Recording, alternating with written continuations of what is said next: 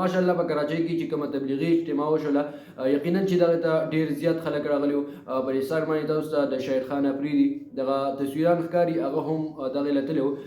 دا په سوشل میډیا باندې دغه تصویران ډېر زیات وایرل دي چې کراچۍ ته د کراچۍ چې کومه اجتماع وه تبلیغي اجتماع وه هغې ته شهید خان افریدي تللی وو. یقینا چې زموږ د دین همدغه ښایستوالی دی چې په دې کې مالدار غریب ټول یو شان دي. تاسو شهید خان افریدي ته وګورئ چې څومره شهرت والا دی، څومره عزت دی، څومره فین فالوورز دي د څومره پیسه د سره، بیا هم چې د الله په لار کې راوتی دی نو په دغه ځمکه باندې ملاس دی. د ده لپاره چا څه خاص انتظام نه دی کړی چې مطلب د لپاره دی بیډ وي یا د نور لکه ښه کمره دی وي د لپاره. څنګه چې یو غریب انسان په دغه اجتماع کې په ځمکه باندې ملاس وي، په یو کیمپ کې په یو خیمه کې همدغه شانته شهید خان افریدي ډېر فین فالوورز دي، ډېر پیسه د ورسره، ډېر شهرت دی، خو په دغه ځمکه باندې د دغه غریب سره دا هم ملاس دی. همدا زموږ د دین ښایستوالی دی، همدا زموږ د دین هغه یو شانوالی دی.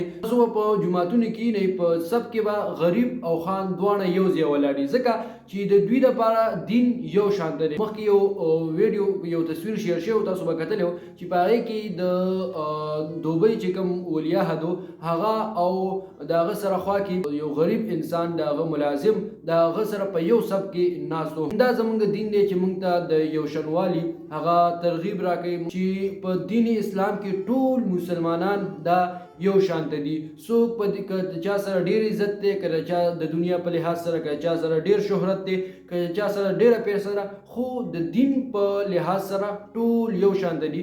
صرف او صرف کوم الله ته ګران هغه کس دی په چا کې چې تقوا ډېرې